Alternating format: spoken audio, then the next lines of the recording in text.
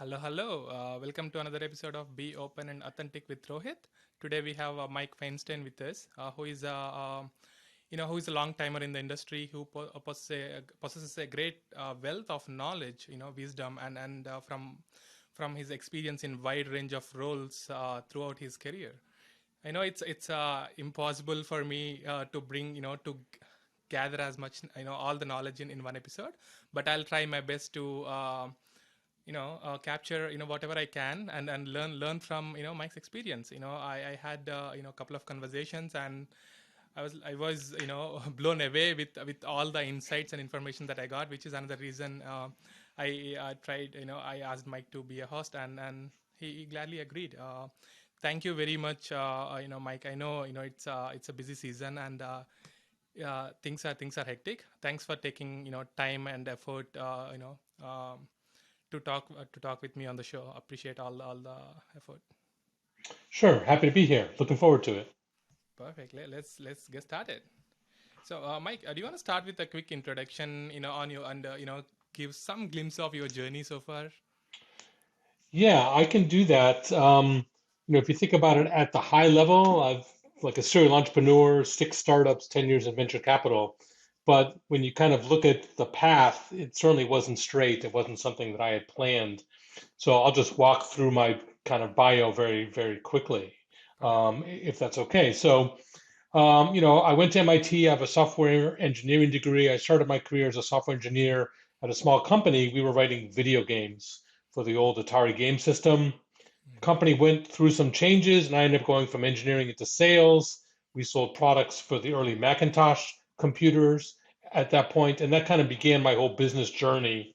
Led me through several startups, several different roles, sales, marketing, product management.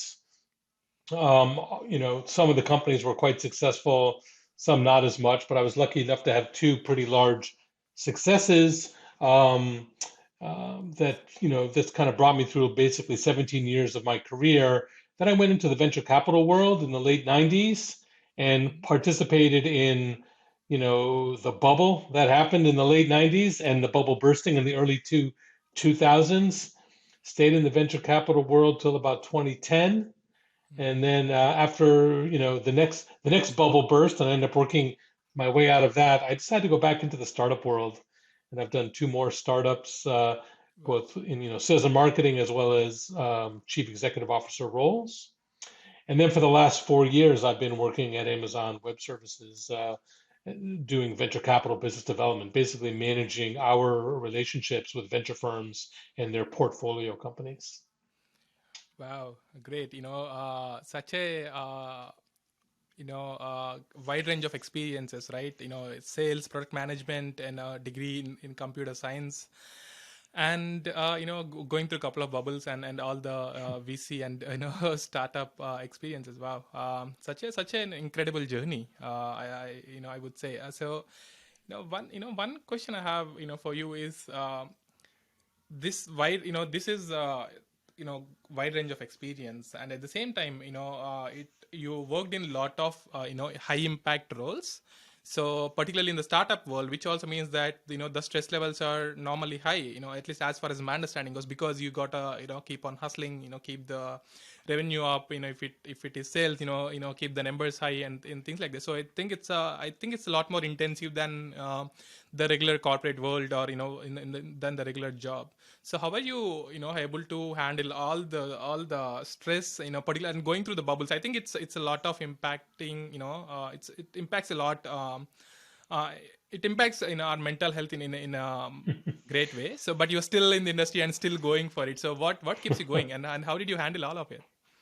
Wow, that's a big question. So, I mean, you're definitely right. There's a lot of stress involved in these jobs, and I think, um, the thing that really kept me going in startups was I like that excitement. Is what I realized. I kind of stumbled into startups. That first job that I mentioned, I wasn't necessarily looking for a startup job. It just sounded like a fun job. Yeah. And when I realized, because I had spent a summer before while I was still in college working at a very big company and I hated it. And then I Sure. had this startup experience, which was super exciting. And I really worked hard. It was a lot of hours. Yeah. Um, but I just got energy from it, right? So I think the Mm, excitement, the commitment, the fun stuff we were doing, the people I was working with, those are the things that really energize me. Those are the things that keep me going. I did have to learn pretty early in my career about managing stress. At that same company mm, that I mentioned, we pivoted to go into the Macintosh environment, and we're making products for the original Macintosh computers in the mid 80s, the very early days of the Macintosh. And the company ended up having a gigantic quality problem, like really, mm. really bad quality problem. Like we were selling hard drives for the Macintosh, and a customer took a hammer to their hard drive and sent us a box full of demolished parts to show us how mad they were at us. This was Wow. not a fun, I mean, if you want Yeah. stress, there was a lot of stress. Because I had customer relationships internationally. Then I was doing international sales, and we had to support our international partners, fix our problems, Mm-hmm. support our partners, and get our business back on track. And it was a huge amount of stress. And I had kind of a little mini nervous breakdown, in fact, during this time, and you know, uh, took a trip out to California, rented a car, and drove it up the coastline to Oregon, smoking cigarettes, which I had never smoked in my life. So it was very it was a weird thing. But I kind of realized when I came back, it's like I can't let the job get to me. And that was the first of maybe multiple things over the course of my career that helped me make some kind of a wall between Mm, the work part and the personal part. And although I'm really passionate about my jobs and work hard and, willing to work extra hours or whatever, there's a line that I won't cross in terms of letting it intrude on my personal life. And I'm glad that I learned to draw that line. And I don't think I would be able to keep doing everything I've done if I hadn't been able to draw that line early in my career. It's like a survival mechanism, basically. But it's not always easy to do. And I think, particularly in a startup where there's, literally sometimes kind of life and death of the company on the yeah. line, we're running out of money. How do we make payroll next week?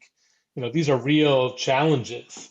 And, Mm, but I was able to compartmentalize that stress somewhat, so that I could kind of survive it. And I mean, like I said earlier, I kind of thrive on that excitement, energy.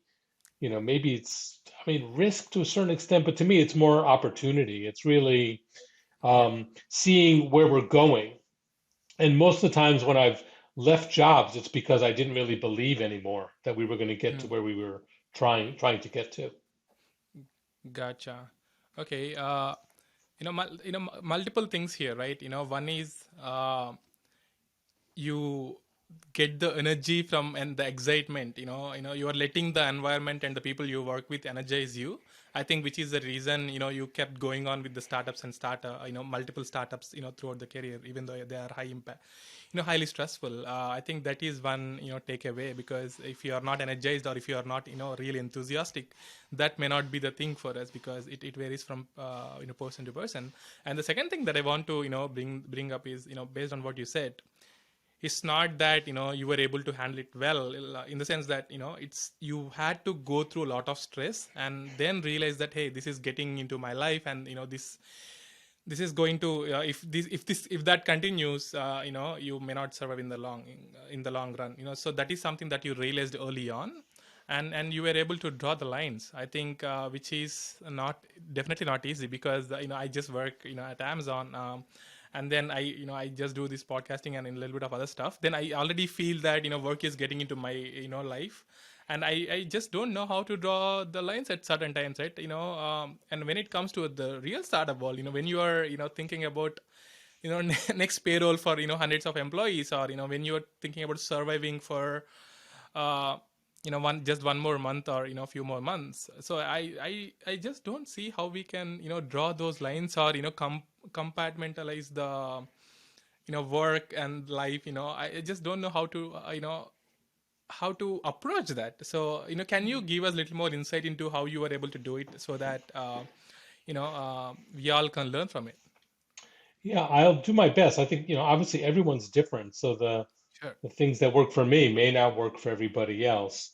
But I think one of the challenges when you're an entrepreneur is in order to be successful, you need to have an incredible amount of passion and commitment to what you're doing.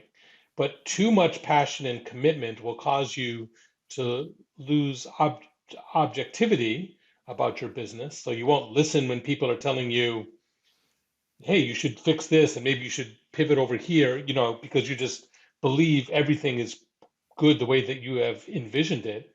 But you also kind of lose that ability to manage the stress, right? Because you just kind of go over the edge of the cliff. So for me, I think, I've got things that I do. I try to exercise because I think exercise really reduces my stress. I'm really Mm-hmm. lucky to have a very supportive wife and family who has supported, all these crazy things that I've done, but also is pretty clear, like, hey, I think you're going too far. And, I think that's been helpful at certain times in my life. Yep. And but I really think it was just kind of developing this ability to have a bit of distance without losing the passion. And I think I was much better at it much later in my career. After I Mm-hmm. went from being an entrepreneur and became a venture capital investor, almost by definition, you need to have some distance from the companies because you've got to be objective. Should we Yep. invest more, money into this company? And particularly as we went through these bubbles bursting, particularly the one in the early 2000s, Yep. companies that made a lot of sense before the bubble burst didn't make any sense after the bubble burst. So you've got to Yep. be objective about that. And I really learned to be much more objective about the companies, about what, whatever I was doing, so that when I went back to be an entrepreneur after that, I think I was much more effective at really kind of creating that distance. And I think I was a better entrepreneur because I Mm-hmm. could question our assumptions. I could question what we were doing, not because I didn't believe in it, but because I wanted Yep. to make it better. And, there were definitely people at some of these companies who didn't want to necessarily hear those questions Sure. because they were kind of going over the edge of the cliff. But Yep. the questions I asked had to be asked and needed to be asked. And so I think it's a maturation process. I don't think it's easy to get back to your Yep. core question, but it's something people should really try to practice. And there's things you can do, like, do you have the discipline to really not work at all over the weekend, or to not work after a certain amount of time every day, 6 o'clock at Yep. night, whatever deadline you want to set. I Yep. mean, I do some work over the weekends at times, and I do some work in the evenings, but I'm perfectly capable of not doing that. And I think, practicing that kind of discipline, saying, you know what, this week I'm not working in the evening, or this weekend I'm not working. I'm going to focus on my time with my family and really be, 100% present for that. I think if you Yep. can practice that kind of discipline, then it's easier to maintain this distance, if you would, from the stress of the startup and kind of put it in the box, leave it there at the office. Maybe it's a little harder now where everyone's working at home Yep. because you're not really leaving it at the office. I know. But I Yeah. think those are some of the steps someone could probably try. Yeah, perfect. I can totally see why they work in a certain way, right? Because I mean, particularly the external factors such as going to gym or having supportive family or supporting a network around can help us, definitely help us. And at the same time, I think the discipline is the key word here.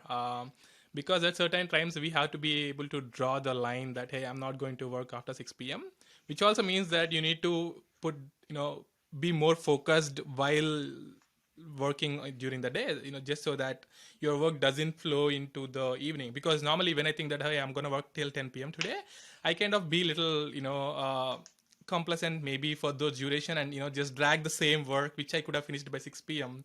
into 10 p.m., and which also is not the way. And it sometimes while solving the problems and at a bigger stage, I think we need that break just so that when we come back, we look at it at a fresh mind. It sometimes has helped me as well.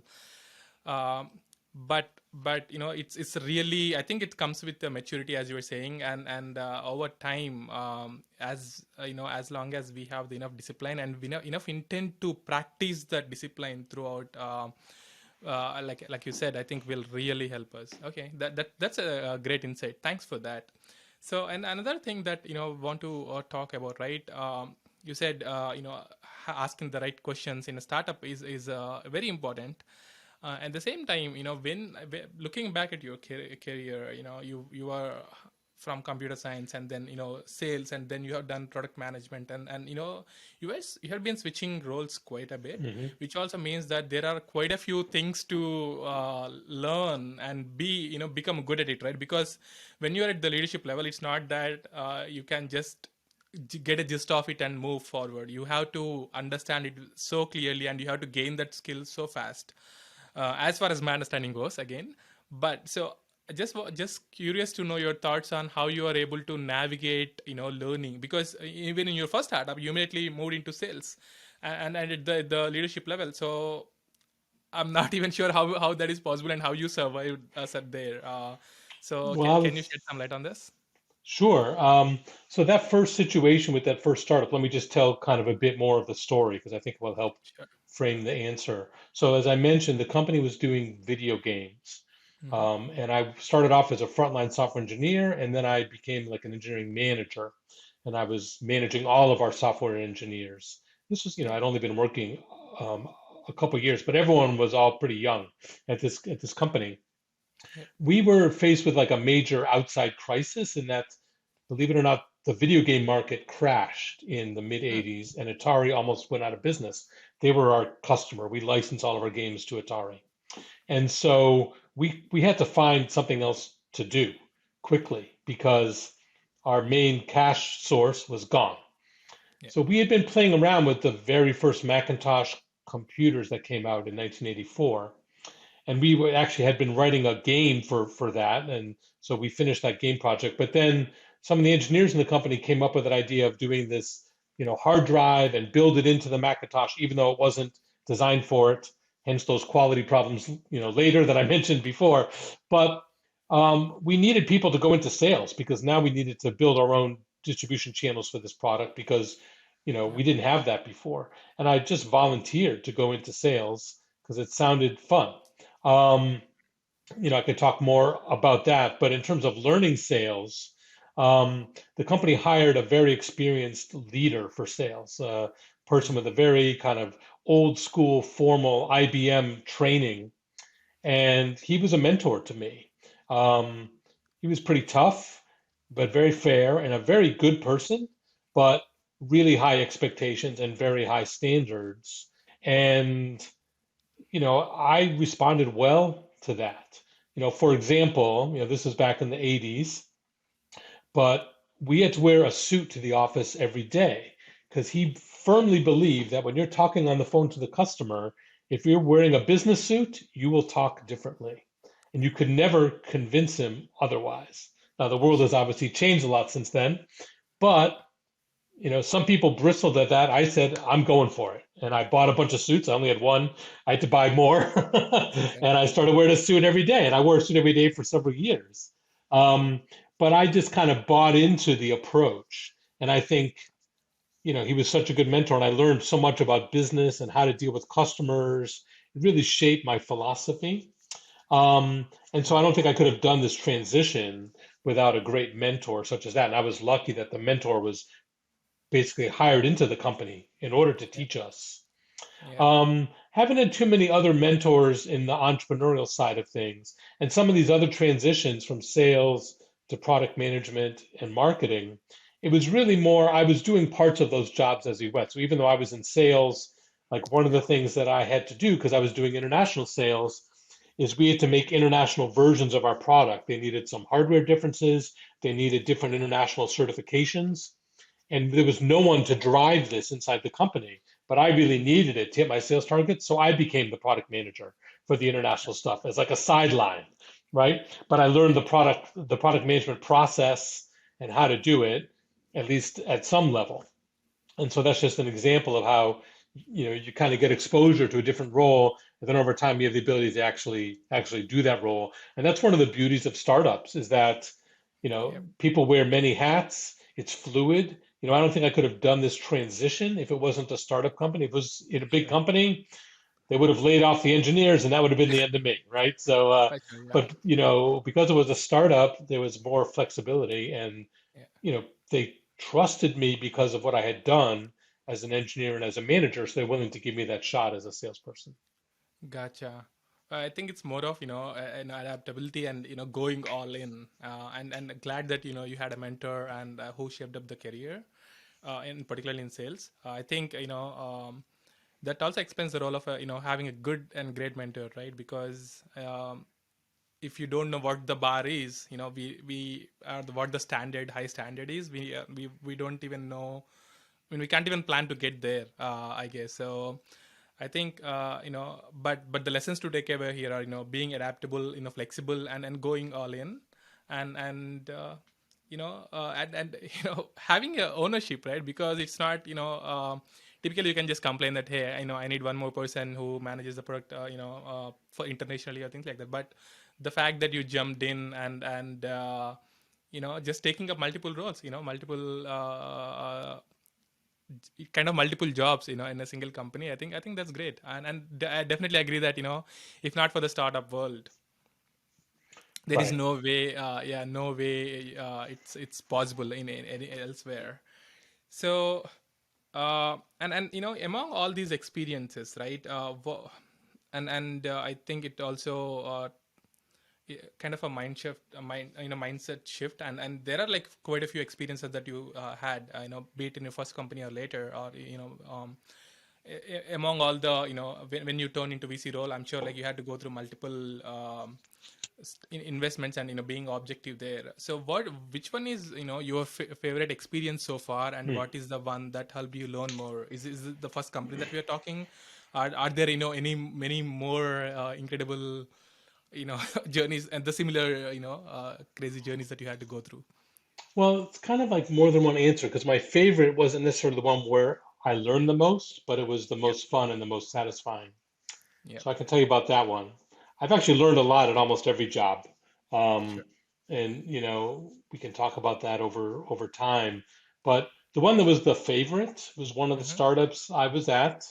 Mm-hmm. I was one of the very early people at the company, and I was hired in as, VP of product management to help shape the company's actual product strategy. Like we knew the kind of product that we wanted to build because we had raised some venture money, but we needed someone to work with engineering on all the fine points, the details, the product requirements, and kind of adapt it as we went. And we had a phenomenal team. Mm-hmm. Engineering was very well run. It was probably the best run engineering team I've ever worked with. They really managed to a schedule. We probably changed more than half the features of the product from what we thought we were going to build, Mm-hmm. as we learned from customers what they needed. And the engineering team was able to adapt the deliverables in the schedule. And we had such great give and take. As if I would say, hey, we really need this feature, and they would say, we could do it, but we might have to drop this or this to get it done. Are you willing to live with that trade-off? I could decide yes or no, but if I said yes, we would make that trade-off. And I mean, I just never worked in an environment where it's so open and that collaboration is so open. Sometimes engineering and product management can be kind of enemies, like Yep. because no one really understands what the other side's trying to achieve. This was a case where we were partners, like we all wanted the same thing. They had their role, I had my role. We understood and we respected each other's roles, but we were all working for the same end. And that's kind of why this was one of my favorite experiences. We also just performed extremely well. The engineering team delivered the product within 3 days of the original ship date that was just made up when we Wow. raised the money from the VCs and then not hired anybody. We picked a ship date and we shipped it only 3 days later than that, which, as you know, is kind of Yep. unheard of. Yep. But Yep. even better, the product was of incredible feature depth and quality. We had a major airline customer that was one of our beta testers. And during the beta test, they sent us a check to buy the product. And they said, I don't know why you're still testing this. This is done. It's great. Wow. So, I mean, that's just a testament to how strong the product was. And, luckily, this all paid off. The company had a very successful exit. We were acquired. We were only in business for like 15 months from start to finish, and we shipped like a Wow. product for, revenue, sold the company successfully, and became a successful division inside the acquiring company that built a very, very large business for them.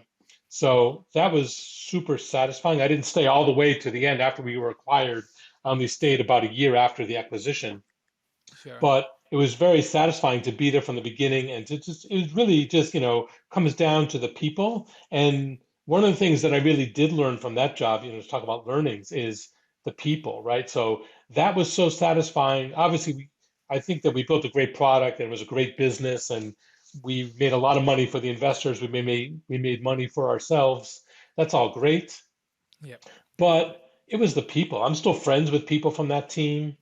We all talk about what an awesome experience it was. It was Yeah. just clicking on all cylinders, and you don't have that happen very often. And Yeah. so, that's why that was the most satisfying. And I've never had any other experience like it, even though I've had a lot of other good ones, never anything that's quite at that level. For sure, I can see, right, because I think it is worked to perfection in multiple ways, be it the team or the features or the timeline, because even at my work, if I have to deliver a project on time, I still struggle to deliver it on time because of various reasons. Working with product, working with collaborative teams and things like that. So there's a delay, but if you ship the product in like 3 days after from the date that you committed before 1 year, I think I'm not even sure whether that's even possible, but you proved it. So I think here there are so many things that I think we can learn from this. But one thing that I want to ask is coming to the people. So hiring the right team is the key here, but again, hiring perfect folks for each job, be it engineering side or the product side, it's because sometimes it can mess up in one or the other roles, and it which eventually delays and lags the product, so it's not always feasible. But how do you think the team can be built in such a way that it works to the perfection, or it's not that they have to be perfect in multiple sense, it's just that even the culture for that matter, right? How do you hire the team and then build the culture in such a way that this can be replicated in many startups? Yeah, so the real key word there is culture. So, um, first of all, even though we kind of achieved all this and hit the schedule, it certainly wasn't easy and it was a lot of hard Sure. work by everybody. But Yep. I think it starts with the culture, and this is something that I really learned from this company is that great appreciation for like a positive culture, because I had been in some negative culture situations before, even with some success. Mm-hmm. But this was the really positive culture, and I think it started with the partnership that I had with like the VP of engineering. I mean, we had a good, CEO, et cetera. But the whole company was basically engineering and me.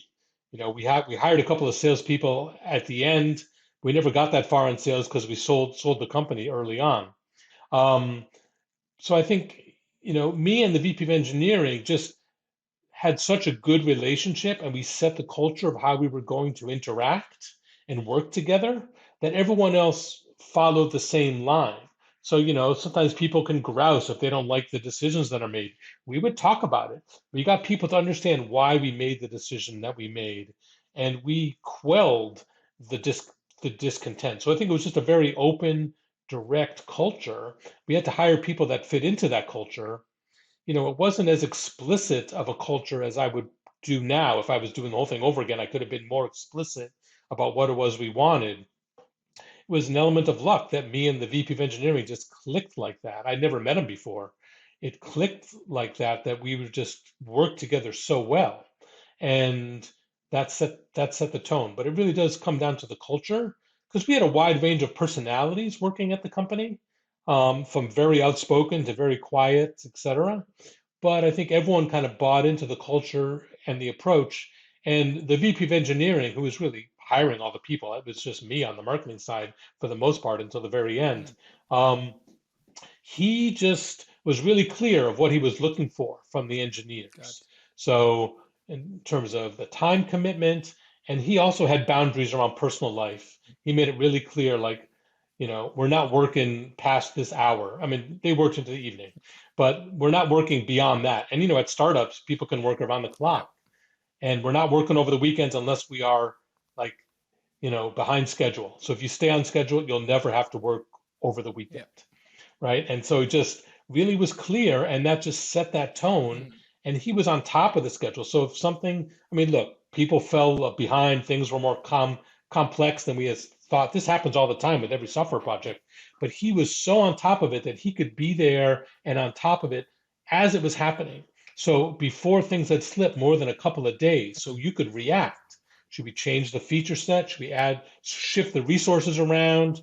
What should we do? Maybe this feature is way more complex than we thought. Do we need it? And he would come to me and say, if you want to keep this as defined, it's going to take a lot longer than we thought. Mm. What can we do? Can we trim it down? Can we drop it? But those are great Yep. discussions. And if I had said that feature is so critical, it's so critical, we've got to add a month to the schedule to ship it, we would have done that. But we really, really trying to hit that schedule, and ultimately we were just able to solve all these problems, um, you Mm. know, collaboratively. Gotcha. So it's the way that I observed this is a couple of great leaders setting up the tone for the company and for the culture for the people around, so that the positive environment and positive and open environment has is just possible because of just two leaders working together and just clicking together, which is great. And I also see that how one maybe the VP, the engineering VP, or someone who is uh, able to hire all those engineers and who is able to be clear on the timelines or commitments, and at the same time being on top of things as a leader, right? Because for example, if you're working, I mean, since leaders or VPs have, like, have multiple things to handle, it's not always feasible to be on top of everything. And even if it's, for example, the example that you gave, right, even if it slipped away for 2 days, he's able to catch it and then fix it instantly. So I'm not even sure that, how uh, possible or how feasible is it these days, because there is just so many distractions, and particularly when there is so much going around. Well, I think that's, do you think that's even Yeah, it's an interesting question. mm-hmm. The world has changed, certainly. Yeah. Like we didn't really have as much stuff. We didn't have social media. So this, just to put this in context, Yeah. this was November of '96 to January of '98. No. Those were the 15 months. So the internet was there because our product used the Yeah. internet, but it was still very early Yep. days and certainly not social media. So I think, and we didn't have cell phones for most people. So I think, there's definitely fewer distractions, but I mean, people could distract themselves 100 different ways then too. I think it's really driving home the point about the time. Mm-hmm. So for his engineering meetings, like all the whole engineering team would come in, and I would go as well because it was all very open, and there would be a copy of the schedule in front of everyone's chair when they walked in, just in case they had forgotten the schedule, which they definitely had not. Yeah. But there was a copy of the schedule, and every task that every person had to do was broken down into something no more than three days long. So it was broken down in a very granular setting, sometimes less than that.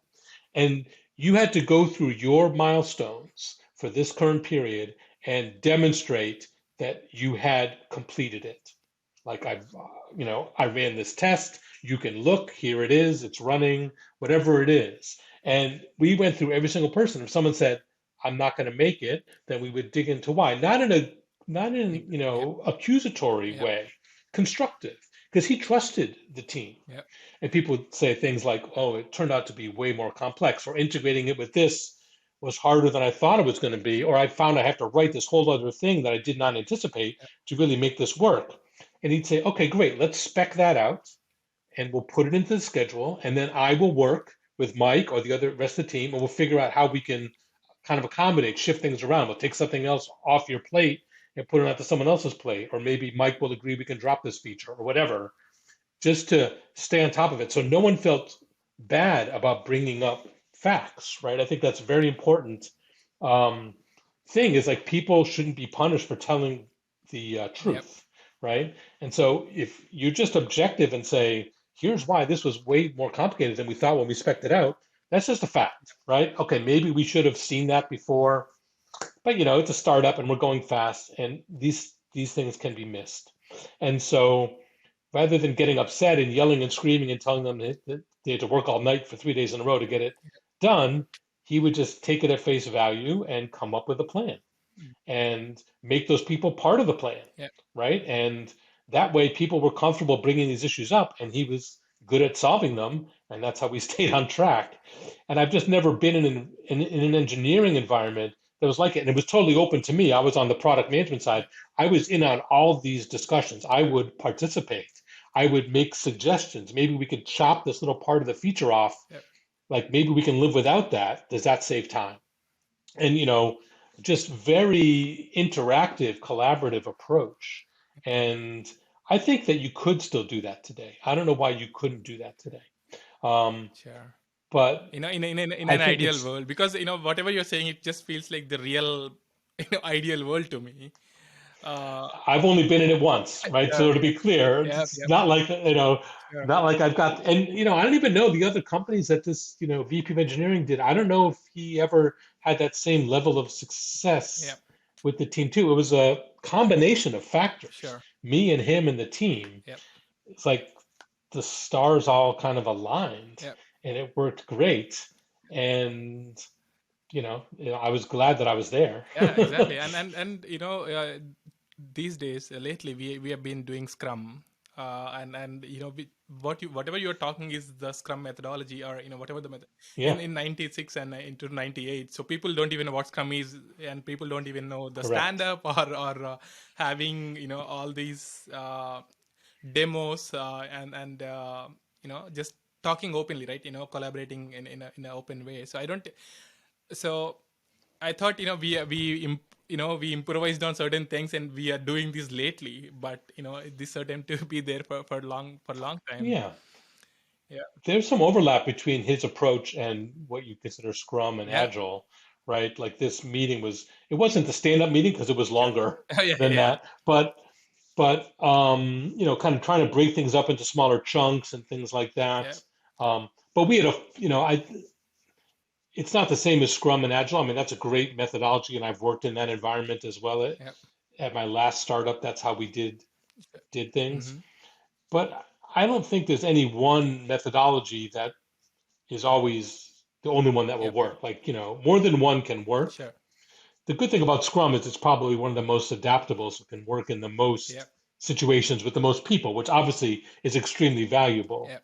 What I described at that company maybe wouldn't work in other places because you have the right Yep. people, the team, the collaboration, but it worked really well for us. Perfect. Yeah, it's good to learn, and good to understand that how that has been, and how what are things worked and things didn't work, right? Or I know it's also very subject to that particular company. I think, as you said, many factors came together really well. But when you take about other startups that you have been in, so even though it hasn't always been the perfect combination, so what are the things that you have to do just to make sure that things are going in the right direction, and things are successful, to frame it in a different way. Maybe if there is another startup, my things, maybe VP and things, leadership is not gelling well, or there are multiple things going wrong, be it in sales or be it in product. So how do what was your experience? Do you have to deal with some of those scenarios, or if yes, how you dealt with it? Yeah, so you've given me the luxury of talking about all these really good ones. Yeah. Why don't we talk about a bad one? Yeah. So I guess it was the second to last startup for me. I was the VP of sales and marketing, and that included product management as well. Mm-hmm. And we were making very different kinds of products, hardware, software products for industrial applications and lighting. Mm-hmm. And the company was not all on the same page. The CEO was a micromanager. Mm. The engineering team didn't believe anything that the product management people, including me, told them. They thought it was just a waste of time and that, they knew better because they had worked in this environment before. So they would just say, yeah, yeah, yeah, whatever, and then go do their own thing. Yeah. They would make their plans in secret, if you would, and not be open and share them. And so we were always like finding out, oh, wait, they're doing what? What are they doing? Right? Instead of like this really open, collaborative kind of environment. And we were in a market, we were like, you know, pioneers in kind of a new way of doing things, but the market was starting to get commoditized. Mm-hmm. There were other people kind of copying us or doing something kind of like us, but at much lower prices, and it put a lot of pressure on us. And so we needed some new products, and we came up with some ideas for new products. And the CEO and the engineering team just said, "Nah, maybe the salespeople should just sell, better. Mm-hmm. Like, the reason why you're having trouble selling isn't because the product's not right, it's because you all of a sudden not as good at sales as you were for the last several years," Oh, which didn't seem likely to me, right? And we had a lot of arguments and battles over this. mm-hmm. And like I mentioned earlier, the reason I've left companies is because I stopped believing. Well, this was one of those cases where me and the CEO ultimately were just not on the same page, and it Mm-hmm. didn't make sense for me to stay. Um, he didn't think that I should stay either, and so I think it was just it doesn't always work. And even though this company had some level of success up until that point, Mm-hmm. we were growing. It was hard work, and we didn't trust each other ultimately, right? There Yep. wasn't that trust that if someone says this is the way, this is something that I have to deal with, please help me deal with it and modify our plans. It was more like no one trusted anybody Wow. ultimately, Wow. and you know I mean, not that we hate, I don't, that maybe sounds worse than it is, but in terms of like when I'm telling you what the customers are saying, people didn't believe it. When the engineers are telling me we can't do that, I didn't really believe them either, right? So it's, because we had operated in this dysfunctional way for so long, you kind of lose that Yep. trust. And that makes the company very inefficient. So then, like, I'm spending time trying to validate what the engineering leaders are telling me. And, they're not believing what I'm saying the customers are telling us. So they're, you know, not modifying the product plans or undermining what we're doing, or the CEOs undermining, what I'm trying to do in sales. Yeah. It's horrible. Sure. Um, you want to know something really interesting is the founder of both that company and the one that was my greatest experience is the same person. Wow. Okay. That Your mind is blown at this I know, point. Your right? mind is blown. Yeah. Because that, I was framing my question in terms of the importance of CEO and then how they set the tone. But, this is a Surprise. surprise. Wow. So, I mean, how is that So, even but I possible? think, yeah, so I mean, I took the job the second time around because of that CEO, Yeah. because I thought I was good friends with him. Yeah. But what I realized in hindsight is, like, as I mentioned when I, described the first company, me and, the VP of engineering, we were really the whole company. I mean, it was just engineering, me, a finance person, and a CEO, and we hired a few other people late in the game. But it was that product was the key. And the product was the founder's idea. But I was the one charged with turning it into a plan and working with engineering, as I Yep. described. And so that relationship with, like, the VP of engineering was so critical. And he was such a strong leader Yep. versus the other company. It was also a product led company. Mm-hmm. The CEO did not have the idea at that time. It was the engineering leads had the idea. They came from this domain. The VCs brought the CEO to them to lead the company, which was perfectly fine Uh-huh. because he had been successful before, of Yep. course. And I joined because I thought the product idea sounded good. And hey, the CEO that I worked with before, we're friends, Sure. you know. But it was really the engineering leads were so different Mm. that it just created this radically different culture that the CEO wasn't strong enough to fix. I don't think he gets a ton of credit for the great culture in the first company because I don't think he didn't do anything bad, but he wasn't the key to it. Yep. But he definitely gets, in my mind, some blame for not being on top of this cultural problem in this company Yep. and doing something to fix it, because that really should have been his job. Yep. If, like, the culture is working great, there's nothing to fix. You can just sit back and watch. Yes. But if it isn't working, someone's got to take action to fix it. And it never got fixed. And that was the ultimate downfall of the company. Wow. I mean, I didn't see this coming because, because of the Surprise obvious reasons, right? twist. Exactly. So, I mean, this also explains the, importance of, one person or one leader setting the tone. Because in previous one, like you mentioned, the VP of engineering was so great on top of things. But here in the other with the same people around, the CEO or with yourself. So I think one leader maybe set the tone. I don't know. Maybe a couple of other leaders, getting together and setting up the Hmm. tone that where it operated like a typical toxic, corporate environment, even though it's a startup, because lack of Hmm. trust, it is not something that startups can accommodate in the first place at any stage, I guess. But it wow, it is really shocking to see this kind of culture from the same CEO. So it also because I had a mindset that hey, CEOs or founders set the tone, you know um, for the culture in the company, but Yes. it's also not always true, because what the leaders or the first hires also have to plays a big role, because they also Right. set the team for their hires. So I think it has to Well, here's it, the answer. yeah. Here's the Mhm. answer. I'm sorry No, you're good, to you're good, interrupt. yeah. The the common theme in both these companies is that the CEO had no impact on the culture. Hmm. That was a weakness of his, Yeah. I believe. Luckily, in that first company, the VP of engineering was so strong on the culture side, and all the people were like working for him. I mean, I think I was a positive contributor to the culture, but quite honestly, if it wasn't for him, Yeah, it wouldn't have been successful. got And the engineering leads at the other company were not as strong and had some of the issues we described. But the CEO was kind of like a no-op, you. Yeah. right? He was a non-factor, Hmm. right?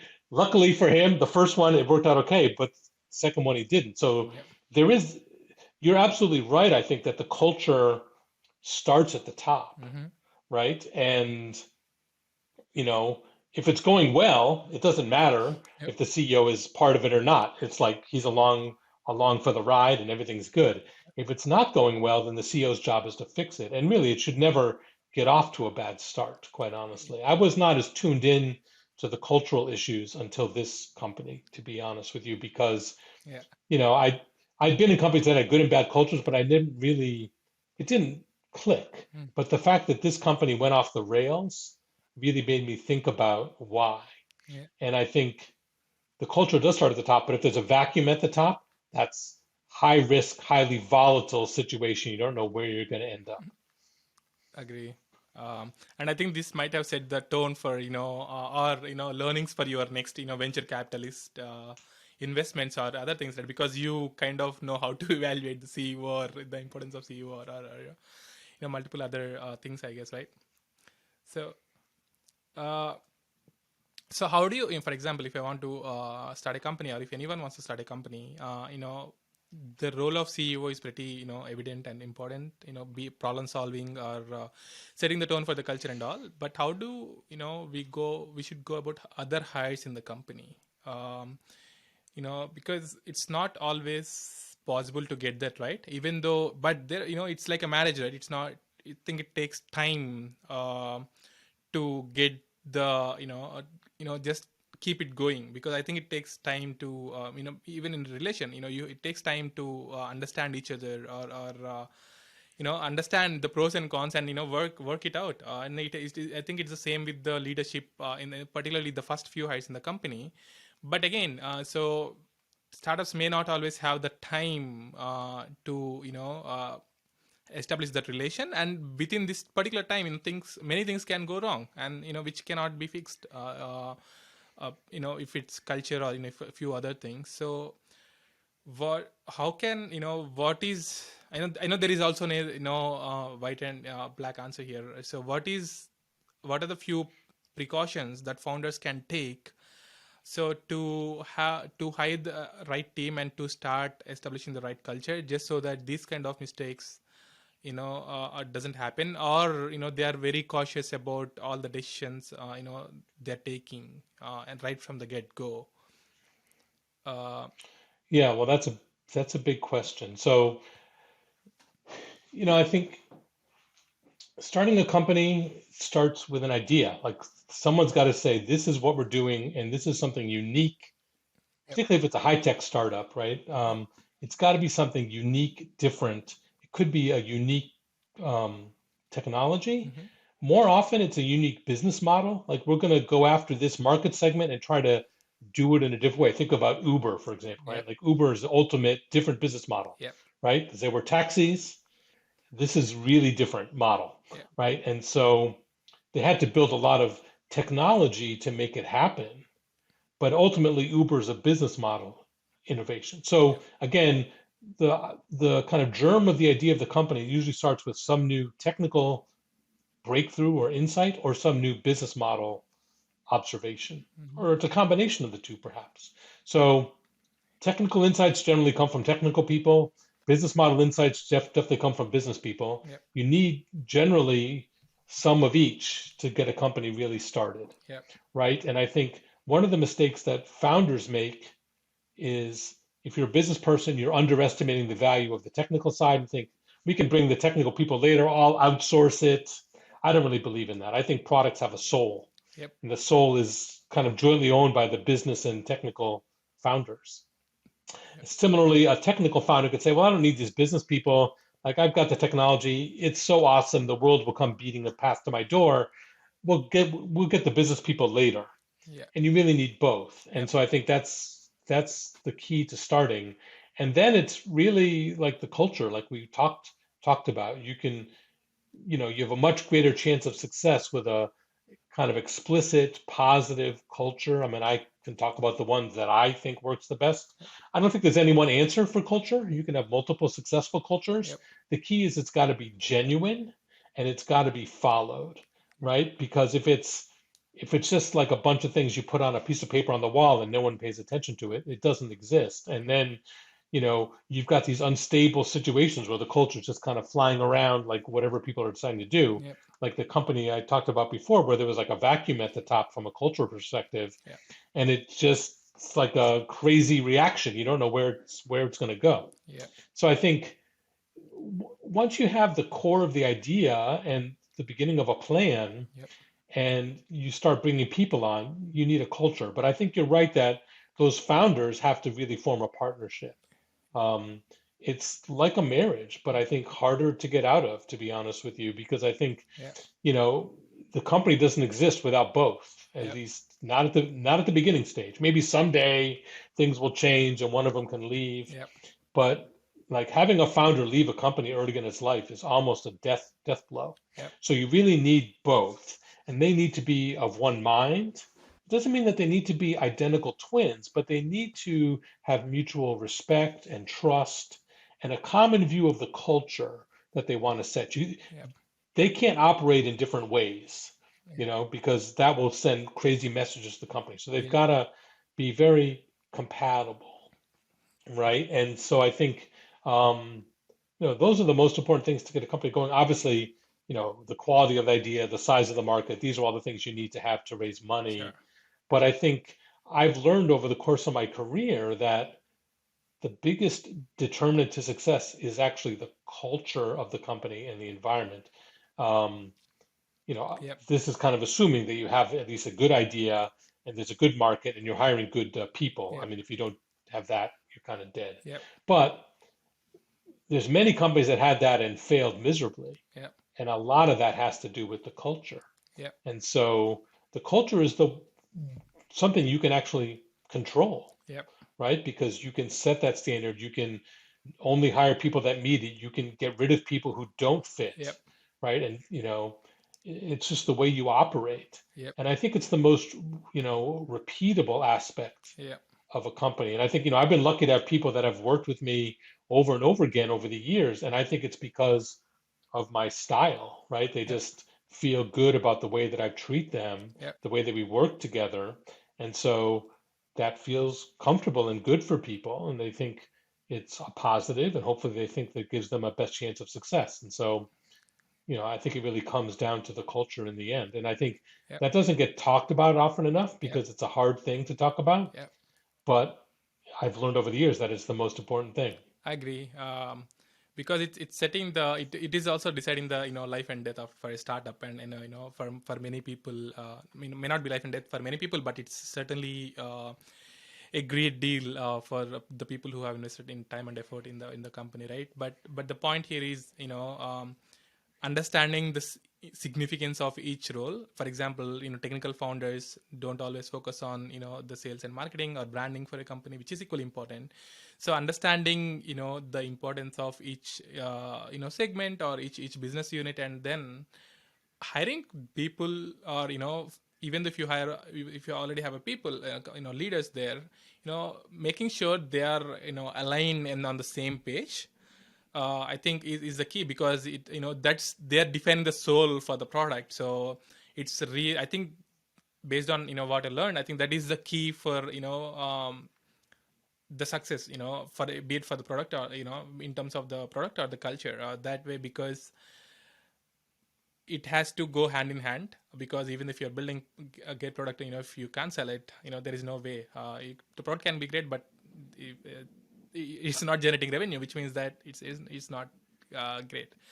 So I think, okay, those are very good insights, Mike. So thanks for those. So I want to shift the path a little bit here, because we are talking about the culture, people, and at leadership level and things like that. So, but now I want to talk a little more on the technology or the product side, in the product market for business model, because as you said, right, I really believe in the sales, brand, marketing or branding, or the business model in the startup, because technology is something that can be built, but if all these things doesn't come together along with the technology, it's still a failure, in my opinion. So uh, so when since you invested in multiple companies, so apart from the people and founders, so what are the things that you normally observe? How do you identify that the idea is worth giving a shot? So I mean, it again varies, but what are the steps that you take, as a VC? Yeah. Hmm. Okay. Well, I think, like I said, most companies come down to either technical innovation or a business model Yeah. innovation. And, obviously, if you're going to invest, you want to understand that market segment that they're going after Mm-hmm. as much as possible. So get inside the head of the target customer or the stakeholders. Like, because if it's something sold to consumers, but there's other stakeholders involved, I think, one of the things that I learned about myself is that I'm not a good consumer marketer. So I mean, I understand myself as a like consumer, but I don't understand consumers Mm-hmm. broadly, right? Find it very hard to predict, but I think B2B is easier to kind of anticipate how business customers will react or what's important to them. Mm-hmm. And so I think, I started doing investments in very similar spaces. Like for me, it was network infrastructure. Yep. So I had multiple investments in that space. So I really understood that market segment. And with every company, I learned something new about that market segment, which made me a better investor for the next one. Yep. So in addition to kind of understanding it, you have to bring in outside perspectives as part of the diligence process. So have potential customers or people who are real experts in the space weigh in about the product idea, meet with the company, um, kind of really try to poke holes in what they're doing, so you understand what the weaknesses are. Every startup has holes, Yep. right? Because it's a brand new company. Yep. So the real key is, what are you going to do about them? Yep. Like, how big a risk do they represent? How can you mitigate that risk? Yep. Or how will you know whether that risk is going to be fatal or not? Like, Mm. can you do something so you're going to learn about that risk early on so you can respond to it? Yeah. So, I think definitely, for me, it came down to kind of how the customers reacted to the product Mm-hmm. and the people. Like we've spent a lot of time talking about people, so Yep. I won't go over that Yep. more, but that combination. But I really like the people side because one of the things about the customers is they can change. The environment can change. It takes Yep. time to build a product. Yep. And so the market can change, the needs can change, the competitive landscape can change Yep. during that time. So you have to be able to respond, and you need a team that's going to be always listening to the market and ready to respond to changes. Yep. Um, and I think if you have that, there's a good chance of success. And from a like, you know, technology perspective or even business model kind of advanced perspective, Yep. it needs to be like a, 10x better. Mm. And, 10x better than what's happening now. Yep. Partly because you won't actually kind of achieve 10x, maybe you'll get six or seven. Yep. And that's still good, right? Yep. But if you're not shooting for 10, you're not going to get there. Sure. Something that's just marginally better just doesn't have a chance of breaking into the market. I mean, first of all the existing products are going to keep on getting better while Yep. you're building your first one. So that gap is already narrowing. Yep.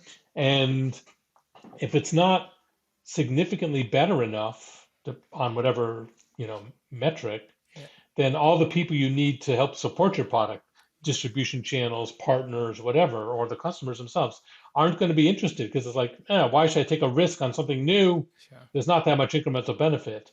Like, again, if you want to talk about Uber, like it was such a different experience Yep. than a taxi. There were so many dimensions that made it better Yep. that, it's a slam dunk. And from a user experience, like, I mean, once you've taken an Uber, like in the early days of Uber, you would never take a taxi again. Sure. It's like, Yeah. why would I ever do that? Yep. And so I think, that was a more than a 10x better on the business model Yep. side and the user experience side. Yep. So, it also gets a little tricky, right? Or in my opinion, how do you evaluate, it is 10x better? Understand that, talking to customers is one thing, but, that may not always give us all the insights or the confidence that we need to invest in the company, particularly from the product standpoint. Hmm. So, what are the things that you do to really understand, it is 10x better?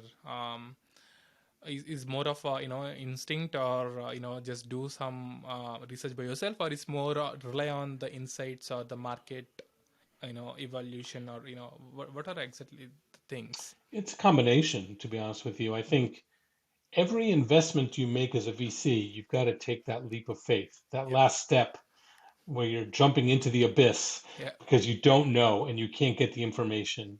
Yep. There's no way to know. Do you just believe they can get there? Mm. And that's where the fundamental kind of investment risk comes from because you can diligence out technology risks, you can diligence out execution risks and figure out, okay, they can do this the same way some other company did it. But that there's that leap of faith, like can they really deliver the full kind of 10x better?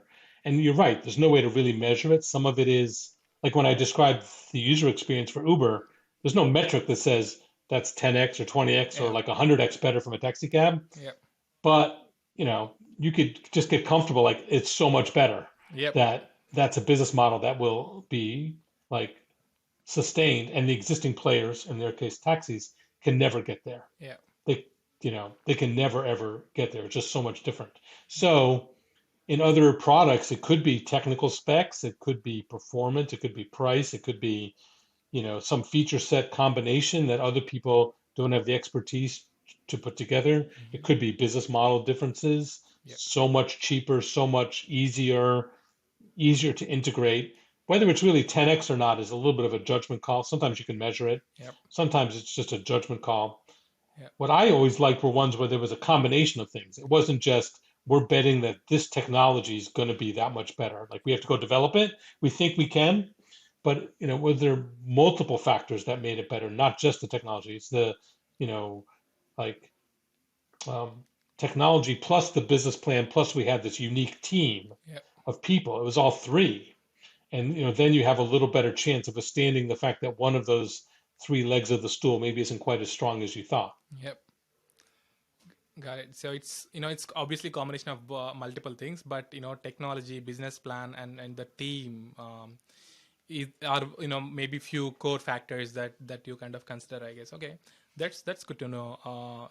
And particularly, I think even this is something that founders should obviously understand, right? What are the things that VCs evaluate you on, and so that you also know, because I mean they're judging the company in a way, so you also know what you will be judged by, which also means because there is a reason they're judging, right? Which are the core factors that decides the life of a company. So I think it's important for founders to understand. Thanks for sharing those. So, but when you're, other, I just want to go a little deeper into this VC world.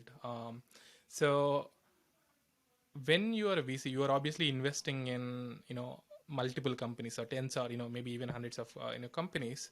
So how do you because based on what I see or have seen, there are some products that raised millions of dollars, even though that does I have no idea how that happened based on the products that I see. So it's not always the fact that it's just the product or certain things. Maybe the network can help or things like that. So but irrespective of all those, how VCs get a hold of all these tens of product, and how do they evaluate, and how do they mitigate the risk factors in all the products that they invested. Um, well, there's a couple things. One is you have to keep in mind that the VCs are in a portfolio, right? Mm-hmm. So they can take an outsized risk with any one investment Yep. because they've got all the other investments, right? They won't all fail, hopefully, Yep. right? Yep. So, and the ones that are successes are such big successes that they cover up a lot of failures. Yep. You only lose your money once, but you can make it back 10x on a great deal. So, I think that it's hard to understand. I mean, I think some of these things, like, how did this product raise all this money? Like, it doesn't make sense. A lot of it is the connection, the track record of the team, Mm-hmm. the ability for the CEO to be a fantastic salesperson and sell the dream, Yep. right? And like I said, a lot of VCs are happy to take really big swings, knowing that they're going to miss some of the time, and it doesn't matter that much to they if they miss, but to the people at the company, it matters a lot, right? Because it's their only job. Yep. That's one of the real differences between those two sides of the table, if you would. But I think, you know, for each deal, VCs usually try to mitigate the risks that they can identify um, with, technology. You might make sure that the team hires some really strong people in certain areas to make sure that they get that tricky part of the product best done, Yep. um, or you're hiring people that really know the customer set. They've got existing customer contacts, so that helps jumpstart the sales process, etc. Um, or you try to carefully do the business plan of how much money you're going to give the company and what they'll have to show at that point, and have the discipline to say this isn't working. I'm not going to fund this any further, Yep. particularly for very early stage investing, for seed investing. you know Yep. Not every seed investment deserves a follow-on investment. Yep. Like, if they're inherently risky, some percentage of them should not go further. Yep. But for each individual company, someone's got to make the decision, this one is not going to go further, and not everyone will even agree with that decision. Yep. The people at the company tend to have blinders on. They really think like this is the best company in the world and we're doing the greatest thing ever. Um, but the objective data may say otherwise. Yep. And so I think you know that's how VCs try to balance the risk and mitigate. But the most important mitigation is that they've got a portfolio of companies, Yep. right? So Yeah. the particular concentration of risk for one company Mm-hmm. is still an isolation of risk in their portfolio. Yeah. Got it. So it's more of balancing their hedging their bet, so that but where if most things work, they make 10x or even 100x on a particular company. Even though if those don't work, I think they have certain investment which can probably balance out for the loss, right? Right. As long as some of them have Yeah. these really big returns. Got I it. mean, you can have a time sometimes in, like, when there was the market crash in the early 2000s, Yep. there were firms where every single company went out of business and none of them made money. Yeah. And the firm lost everything. Yep. Those things existed. Yeah. Um, that was really the market dragging everything down. In more normal times, outside of a bubble, because that was really kind of a bubble type environment, that's not likely to happen, right? I mean, Yep.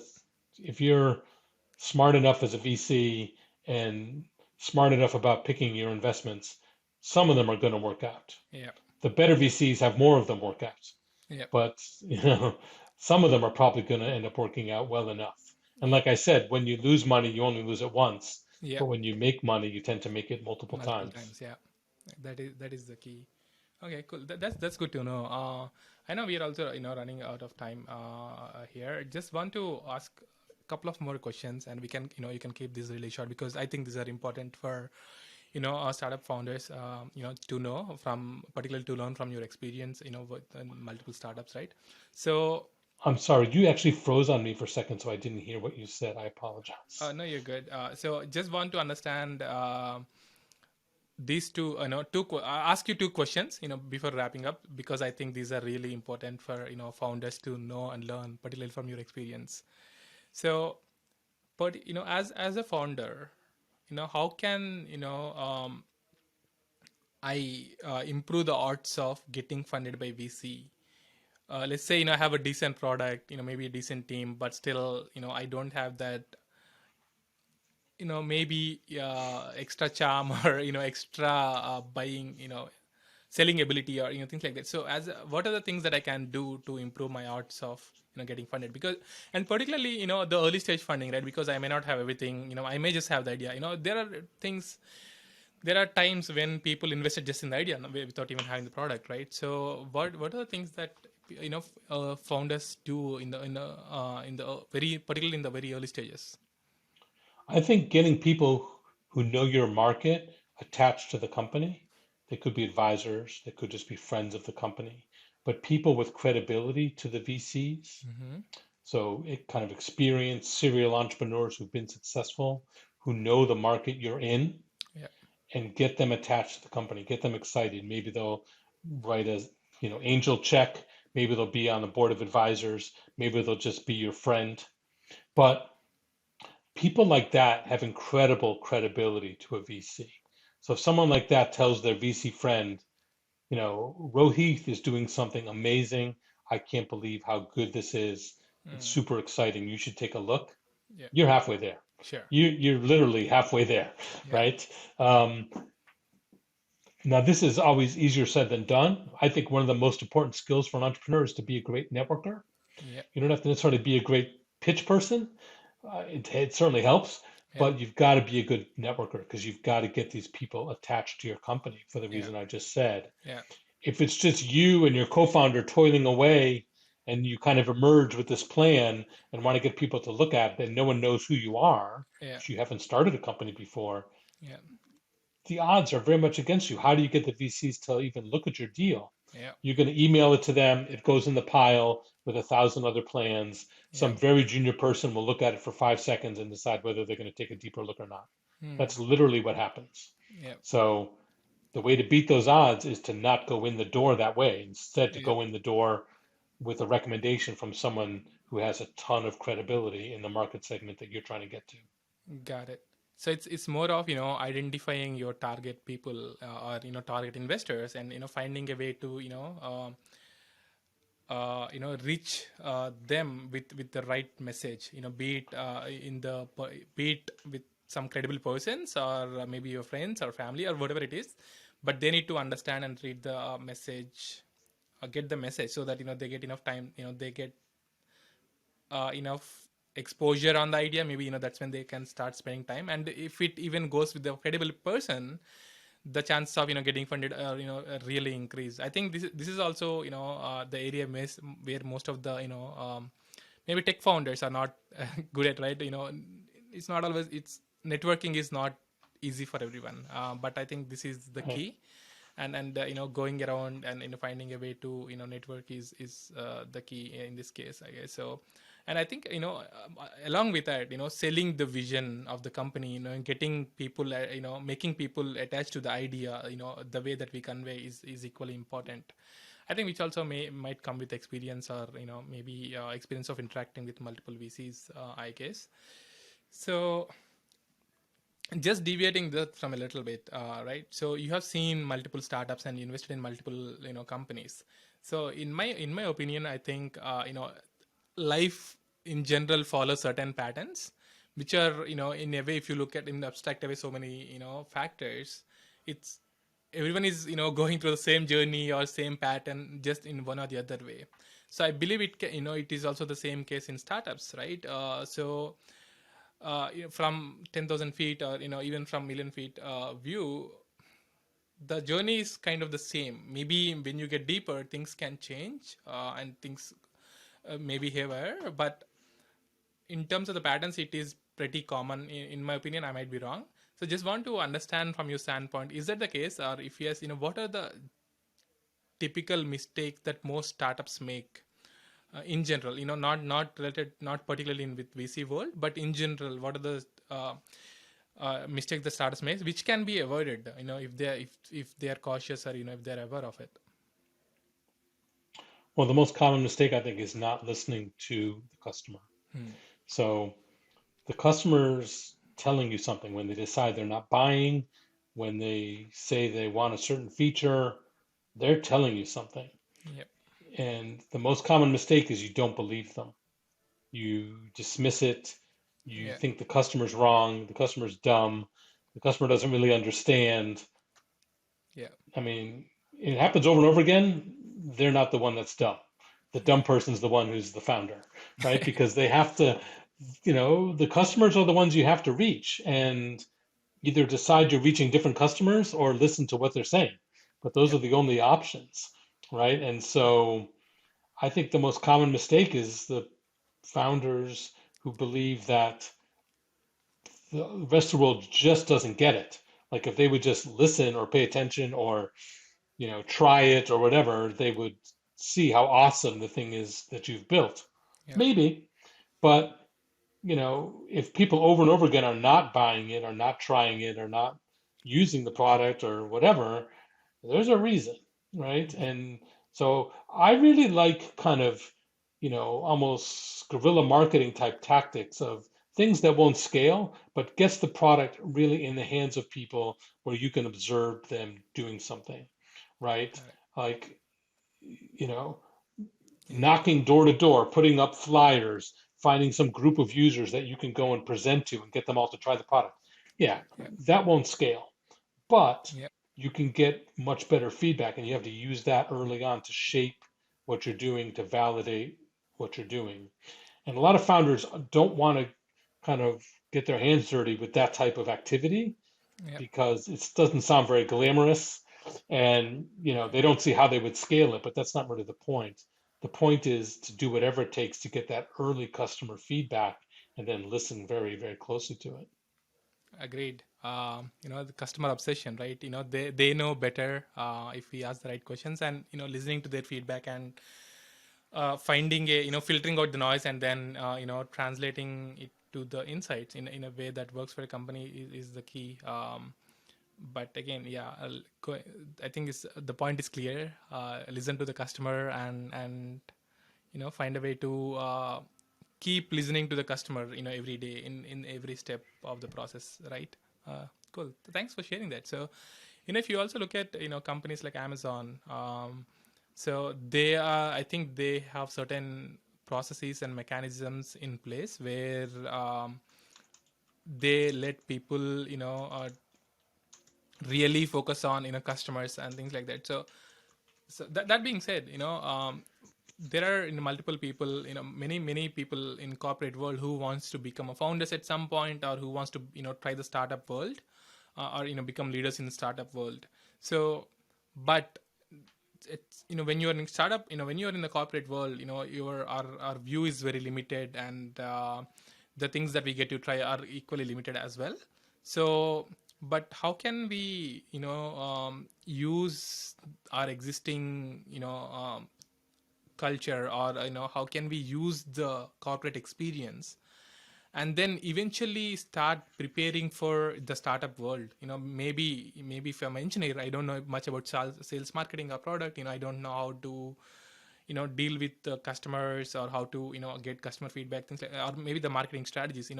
Maybe I don't know all of those, but there are certain real things that I need to understand if I have to become a successful entrepreneur, after my corporate world exit, right?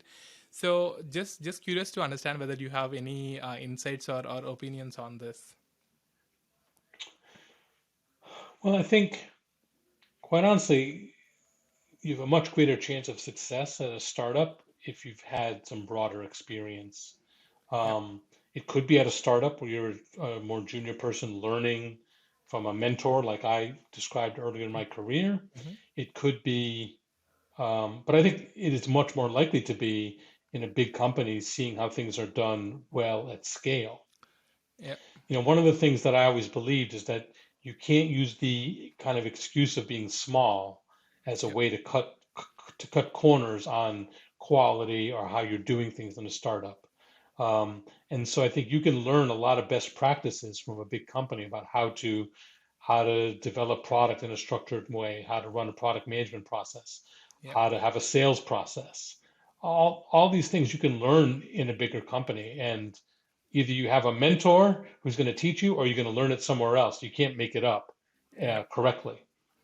Yep. And so I think it's pretty common to have founders who come out of bigger companies have learned a lot of good stuff from big companies, Yep. and then kind of apply that in some new market segment in the startup world. There's a few people like a Steve Jobs, although he actually did work in a bigger company for a bit. Um, Bill Gates, Mark Zuckerberg, kind of, wonder kind type of people who, drop out of college and with Yep. no experience start these gigantic companies. Yep. That's extremely rare. It is Yep. much more common that the founders had a bunch of corporate experience. Like when I look at all the people that I started companies with, other than that first company where we were all right out of college, we all had experience doing something like what we were doing. Got it. We either got it at another startup or we got it at a bigger company. And, Yep. that made us much more effective operators, which I think you need in a startup because Yep. you don't have margin for error. You can't Yep. screw it up. Oh, we wasted 3 months because we were doing it wrong. Yep. That's a death blow to a Yep. startup. Correct. So because you need to execute really well to be successful, you need experience. Got it. No, yeah, makes sense. So it's a really valuable, to learn from corporate experience. But I think, even when we are in a corporate world, it's not we are so focused on our job. But I think understanding the business in general, if you are engineer, understanding sales or marketing or like our product, I think are equally important here. I guess. Cool. Thanks for sharing that. I think I was asking that question for myself if I realize. So I thought so. yeah, right. Just trying to get some insight here. Cool. So I mean, I have like tons of questions to ask, but we are also at time. So there is one last question that I always ask for people. I know you already shared so many learnings and insights so far, but one thing that I really want to end with is this one, right? So can you help us learn something in 2 minutes that helps that took you so long to learn? Well, I think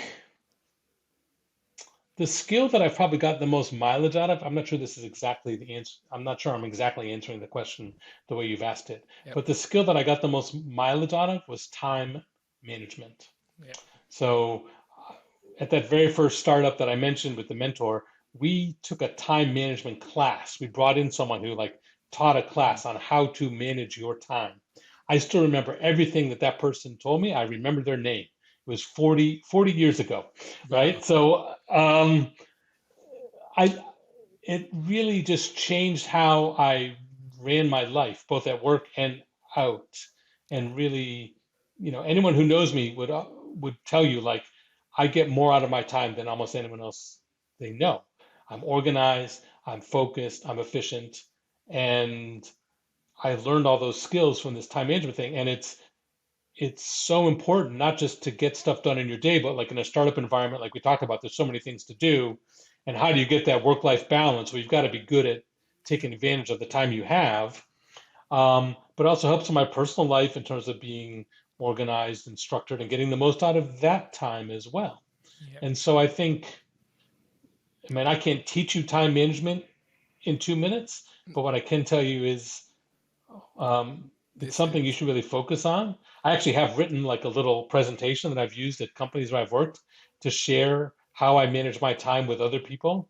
I don't know if that's a good podcast though, but I do think that you Yeah. know learning how to and there's not just like so many things in life, there's not only one way to do it. Sure. I could talk about how I do it, how I Yep. learned to do it, Yep. but there's probably 50 other ways that are Sure. equally effective. You have to do it in a way that works for you. Yep. But the most important lesson that I have or that I tell people is you're the CEO of you. So the way you spend your time, you're totally in charge of that, Yep. 100%. Yep. So act like a CEO. make sure you're using that time wisely. Yeah. Yeah, I mean, this is one of the biggest lessons that you helped us learn. You are the CEO of your own company, or so you CEO of yourself, and use it wisely.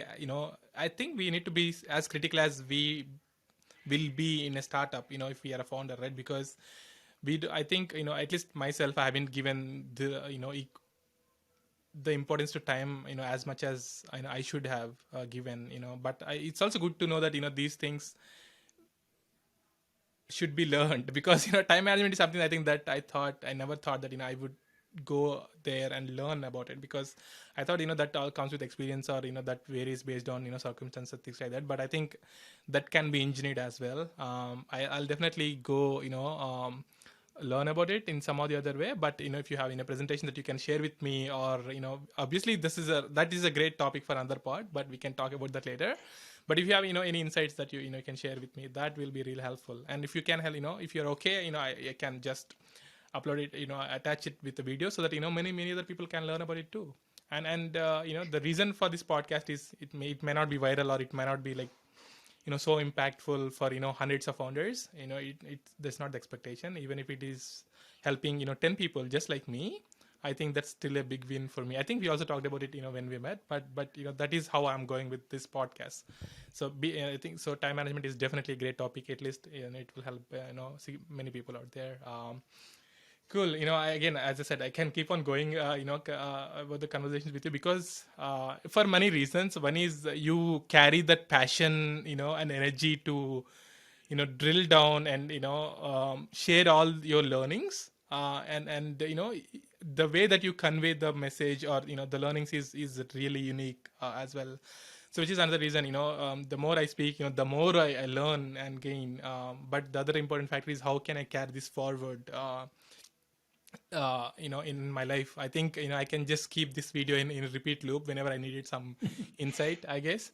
So, and that's the beauty of both the podcasts are some gathering the knowledge, I guess, right? So, but anyway, thank you very much, Mike. It's been such a pleasure, and such a great learning experience. I'm pretty sure that many people will be able to learn from this. So, thanks for your time and effort. And I know I took a little more time, and may not be a good candidate, in your time We'll management talk about course. that We'll later. talk Don't about worry. that. Yeah. So, It I really appreciate it, and thank you very much, Mike. Again, thank you. was a pleasure. It Have a was good a one. lot of fun. Look Yep. forward Thank you. to doing it again. Perfect. Awesome. That's what I want to hear. Thank you. Okay. Yep. Talk to you soon. Yep. Yep. Yep. Take care. Bye bye. Yep. Bye. Yep.